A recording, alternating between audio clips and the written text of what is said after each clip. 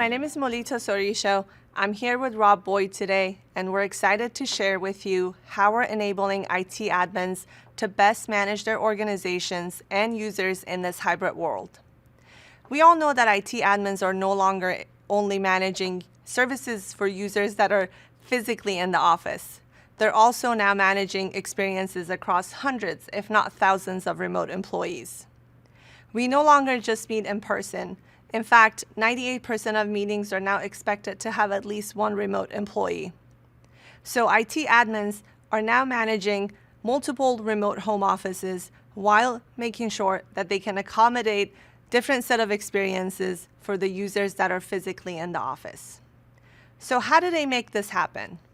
Our Control Hub solved this challenge by being the central command system for everything that the IT admin needs at their fingertips. Control Hub is where they go to gain visibility into the entire collaboration experience, from provisioning security and privacy controls, to updating and adding new devices, to adoptions for understanding trends within the organization. And it also provides data for all communication mediums, from meetings to messaging, calling, devices, and integrations across applications. I know that we have the best admin dashboard in the world. You don't have to go to another portal to manage hardware or meetings or calling. Everything that you need to do can be accomplished in a central place within Control Hub. That's not something that's possible with other collaboration providers in the market. And you can do all of this while making sure that your users are having the best experience safely, regardless if they're working from home or from the office. We also know that IT admins need to have a dynamic and real-time visibility into their entire Webex deployment. They're looking for opportunities to be able to understand adoption trends, improve user experience, and deploy new services. Webex Experience within Control Hub provides them with coaching and best practices on how to improve their user experience, organization adoption, and onboarding. It allows them to understand what's going right within the organization and what can be improved. I'll now hand this over to Rob to show us how this works. All right, let's jump right in with the overview page. You'll notice some changes here, including this Getting Started guide, which is where we begin to address this 0% experience score. The idea is we want to get that to something higher, preferably 100%, and that starts with this list. Step one is about network configuration. Seems simple, but there's great information that you can take advantage of here with regards to critical network ports and other things that your network IT team may need to know more about. Then we go to verify your domain. Step two, we want to prove domain ownership so we won't have to go back and do that again. But then we move on to setting up these auto license templates. So this is all about making life easier from that complicated licensing situation with so many different modes that you could do. This makes it all a breeze to keep track of and associate with the right user groups. Claim your users. This is where we sweep up anyone that may have gotten their own Webex license through their own email address prior to the corporate being created. So this gives us a way to bring this all in. Lots of good information here as well. And then claim your domains. This is so someone can't come in reverse and say, hey, I'm going to make this my own. You don't want that to happen as well. Now this all locks it up and brings us to step 6, where we actually start adding users. The easiest way to add users starts with this advanced setup where we use Directory Connector to integrate with Active Directory. And from there, you want to turn on single sign-on for hopefully obvious reasons around security and compliance. And then we move on to configuring the hybrid calendar, which is just a good check mark to make sure you're taking advantage of this and making everything easier for all your users. With that, we move on to adoption plans around education and joining communities of interest. And you should be all the way through your checklist if you're getting to this point so that you can say, hallelujah, we've got 100% popping up on screen now. That's it. IT admins have a lot to keep track of. They need to make sure that they're managing their organization and employees are having a really good experience. They need to stay on top of things like troubleshooting alerts, new offers and services, and things like SSO certifications update. Within Control Hub, we now provide a central place for all notifications so that the IT admins can easily and proactively manage, troubleshoot, and monitor their entire experience. And they get to choose how often and where to receive these informations, which is really, really great. User onboarding in a large organization can be challenging and time-consuming. Users need to have access to the right tools and fast so they can focus on their work. User onboarding is easy and is available at scale within Control Hub. And you can now sync your Active Directory, groups and members, and bulk assign privileges to different users within the organization. This not only streamlines the user onboarding and management experience, it also saves time and resources for the IT department. Hi, my name is Skip Burchett, and I'm the IT Director for Montgomery County Government in Clarksville, Tennessee. Here at the IT Department, we support all collaboration users and devices for all county departments, including the County Mayor's Office, Sheriff's Office, Emergency Management Agency, Emergency Medical Service, and the County Court System, just to name a few. These departments all have different needs for using real-time and feature-rich collaboration, whether it be meeting with prospective international businesses, looking to call Montgomery County home, or coordinating emergency responses to natural disasters. We use Control Hub to manage user and device onboarding here in the IT department. I really like how easy and intuitive the user interface is, which allows our staff to get new users up and onboarded quickly, and allows the users to be up and operational in minutes so they can focus on getting their jobs done. This easy interface also saves the IT department time by being able to easily navigate through menus and saves time on training of new IT support staff. Saving time helps save county taxpayer dollars, and that is a huge driving factor for us. All right, we're going to take a look at templates and licenses here. We'll start with templates. They work pretty similar. If we go into templates, we can create a brand new one. We'll call this one Basic L1. We want to change some settings here in collaboration restrictions that will apply to anybody carrying this template. Of course, we hit Create Template, and now we can go into assigning it to specific groups. So we've got two groups we'll pick from here, PM Team and Platform UX. We'll apply those, and now we've got that template ready to go.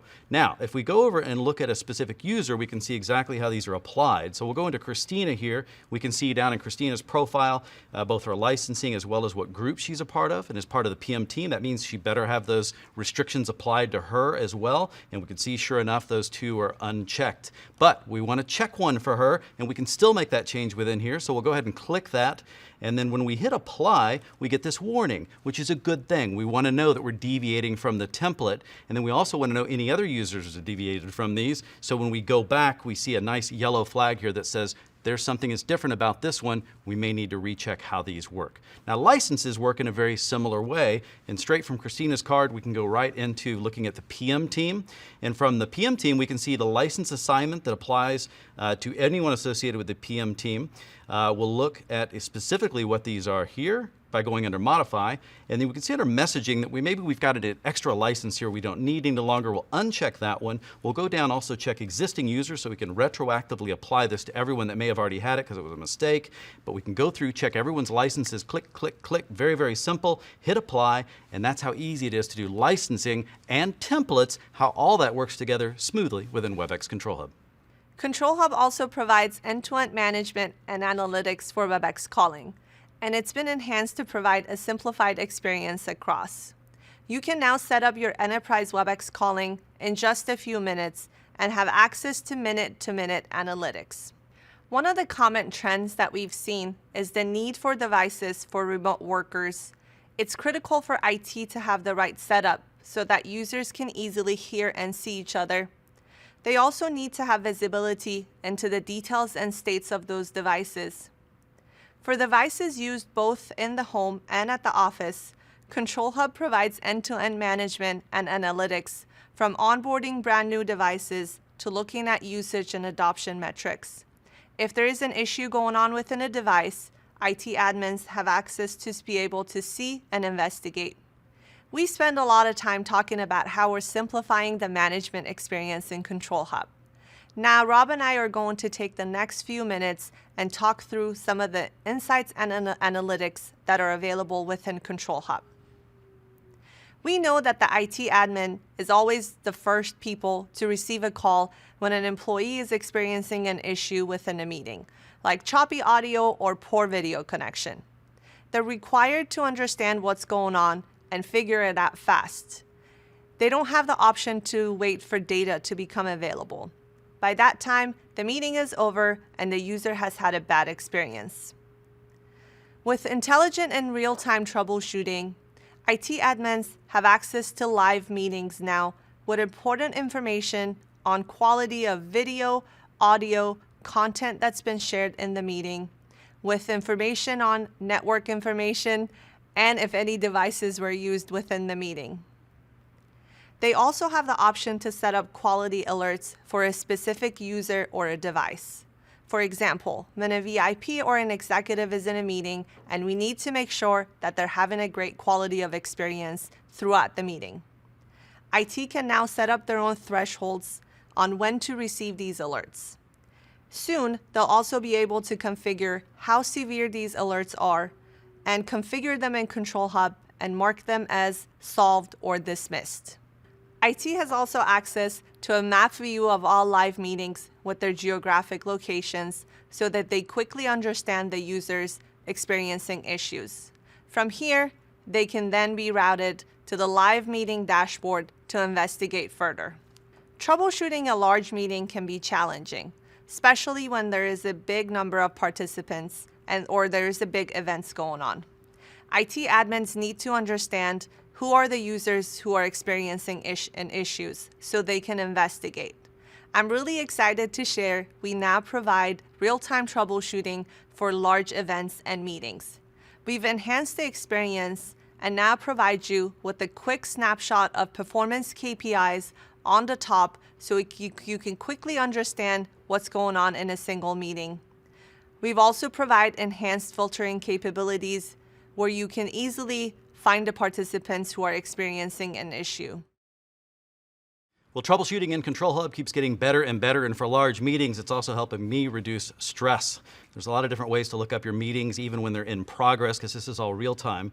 But we'll use the meeting ID here to dive straight into a live meeting with as many as 2,800 participants, immediately jumping into the audio quality, because that's what I generally care about most in these meetings.